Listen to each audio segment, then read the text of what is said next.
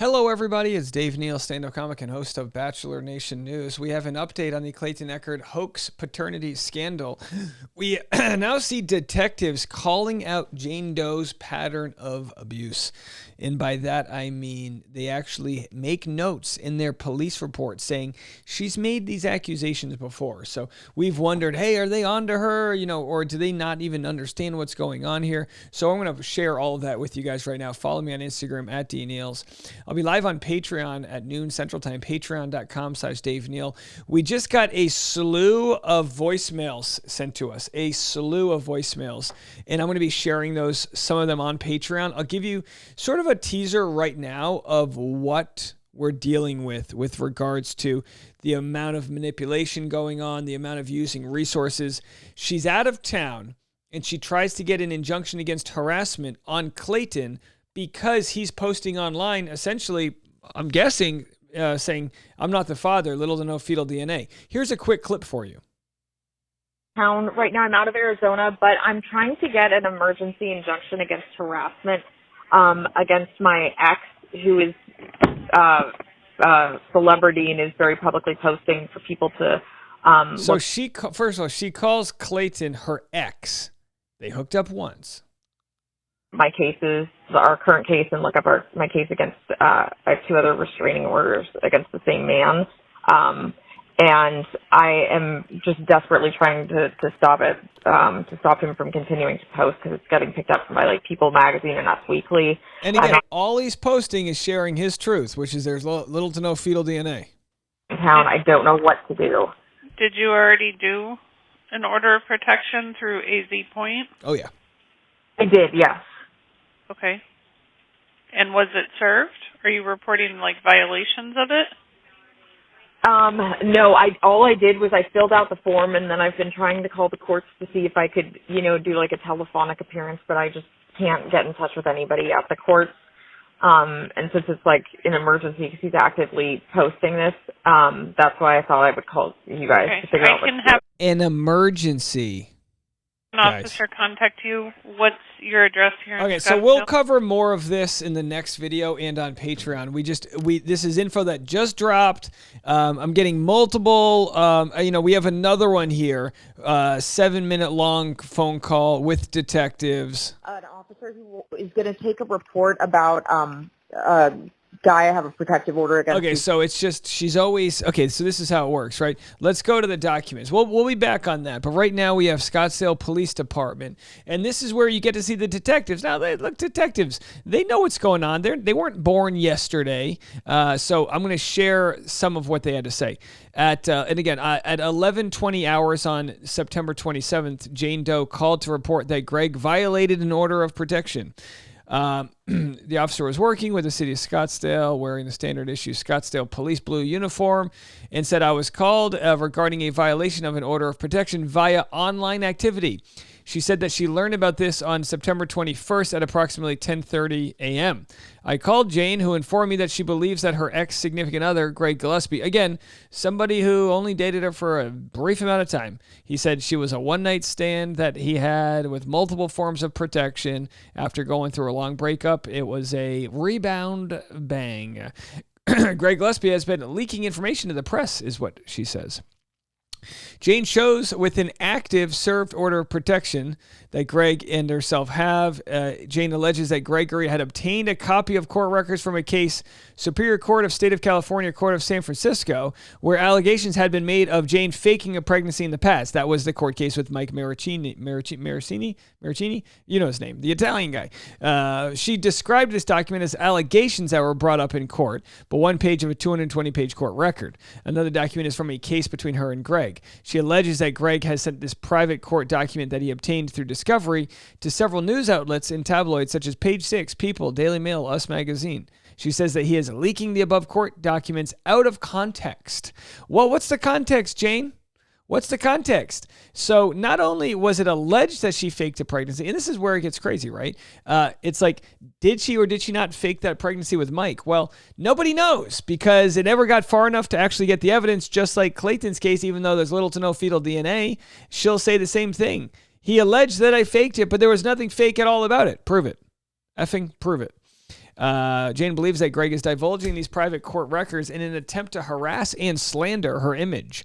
These allegations have been part of stories published by these tabloids. Based on this, she believes that this constitutes harassment pursuant to her order of protection. So again, she uses these protections to then say no one can talk about her at all. You're protected physically from these men, but not emotionally. Again, I understand an order of protection could work if they're contacting you and harassing you, but them going online and sharing their truth, honey, that just doesn't count.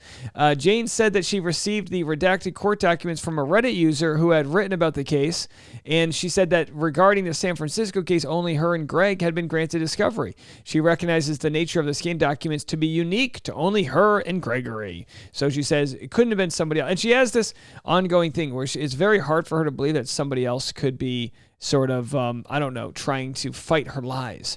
So in the follow-up, the detective says, I received a message from Jane who informed me she had located what she believed is a falsified order of protection provided by a Reddit user.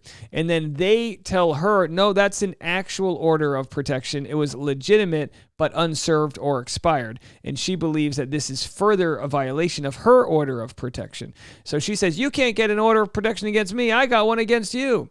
Here's the detective, and here's what he has to say.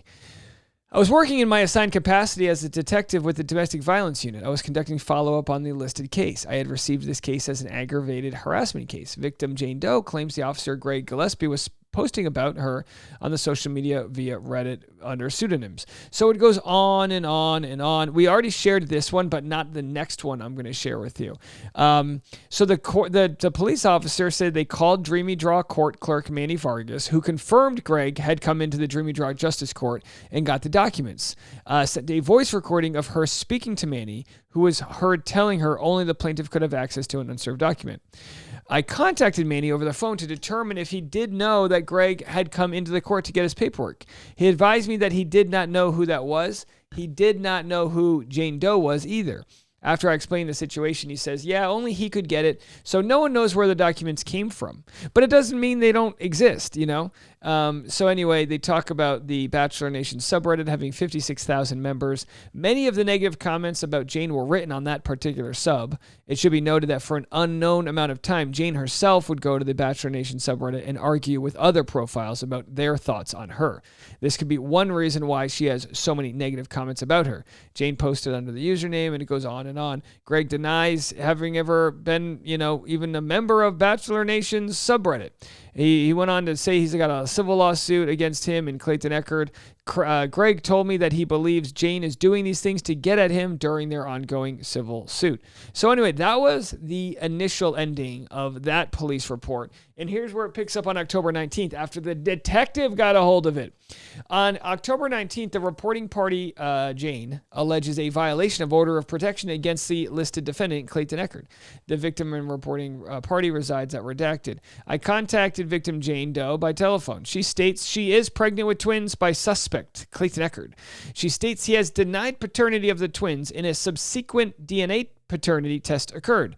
Jane states Echard got the results of the test on October 6th. Jane states Echard posted on Instagram a video which consisted of Echard stating that the results showed little to no fetal DNA present. He further stated in the video, "Let's go, baby! I knew that was going to happen. Thankfully, 5 months of torture can finally be put to rest." Again, there is a man who's just happy to be vindicated. Clayton Echard is a television personality, and Jane Doe is a podcaster, both with large social media followings. Well, his following is probably about 1,000 times bigger than hers. Jane stated that as a result of the Echard video, she received a large amount of negative messages on her social media accounts and podcasts. Jane stated she emailed Clayton Echard with a request to remove the video, but he has not done so at this time. Let's change that. Due to Jane Doe fabricating ultrasounds and creating a hellscape for these poor male victims, she's receiving hate from people online. Jane obtained an order of protection from Maricopa County. It was served to Clayton on October 17th.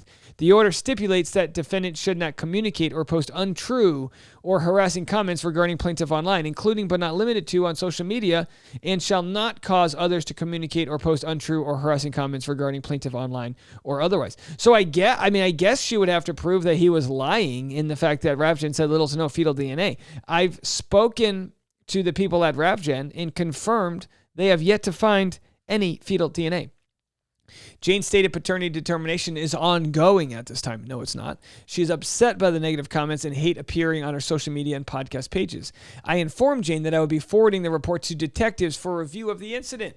This completed my contact with Jane Doe, and Jane emailed the order of protection petition, affidavit of service, and supporting examples of the disparaging social media posts. I forwarded this email to Sergeant Dunton for review. This completed my involvement. All right, now we go to the detective. Let's go. Here's the detective, Detective Reedy, number 1528. On November 27th, and again, I think this is the day she was supposed to take me to court, and it was extended. Again, I'm going to court on Thursday, leaving on my flight this afternoon. So if you want to support all of what we've got going on for private, up-to-date, information, you go to patreon.com/Dave Neal. I got to pay for these hotels. In Los Angeles isn't cheap, folks. I got to rent a car. I did the whole thing. Maybe I'll get to put my toes in the water, though. Hopefully the sun comes out. Upon reviewing this case, all right, let's start. On November 27th, I was working in my assigned role as a domestic violence detective. I was conducting follow-up on the listed case. Upon reviewing this case, it has been determined no crime has been committed. Jane has submitted additional pieces of evidence. However, her evidence is accusing several Reddit profiles of being Clayton without any proof. One of the profiles she claimed was Clayton was a photoshopped picture with a sonogram image. Jane claims this is Clayton. However, she used this same image in a previous report and claimed it was a man named Greg Gillespie. It should be noted that a similar case was turned down by prosecutors. That case was the result of Jane making very similar claims about another man, using fake online profiles to harass her, yet had no proof who these profiles were. Because of a lack of evidence, this case will not be referred for prosecution. Well, there it is, folks. So, we've had this issue with some of the judges where they say, oh, you can't talk about previous cases. Well, why not? I mean, you have the detectives that are dealing with this, boots on the ground, that are saying she's done this in the past. There's clearly a pattern. So it should be known if she's making these claims that she has made them before. I mean, what are the odds? And then we have Jane Doe here, who I guess in the fairy tale world she lives in, Jane Doe says, well, if someone online hates me, it must be because it's an ex harassing me. She doesn't understand people might not like her because they see through her deception. And that's okay too. I always say no one should be threatening her, contacting her, or, wanting to harm her or want her to harm herself. If anything, we should all just be championing that she gets help. Now imagine if I get sued because I'm wishing for Jane Doe to get help. Hey, Jane Doe, get help. And the help is not going to be by playing the victim with the police departments and the domestic violence detectives. They have real victims they need to deal with. Quit stealing their time. You're actually worse than an advocate. You're a leech in the system, sucking the blood out of the already very constrained veins that are the social services we all pay our tax money to. Quit it. Quit it, quit it, quit it. If you want any updates, she hasn't quit so far, and she's taking me to court in the LA Superior Court, which I believe is 8 a.m. on Thursday. And I'll be heading to Los Angeles right after this.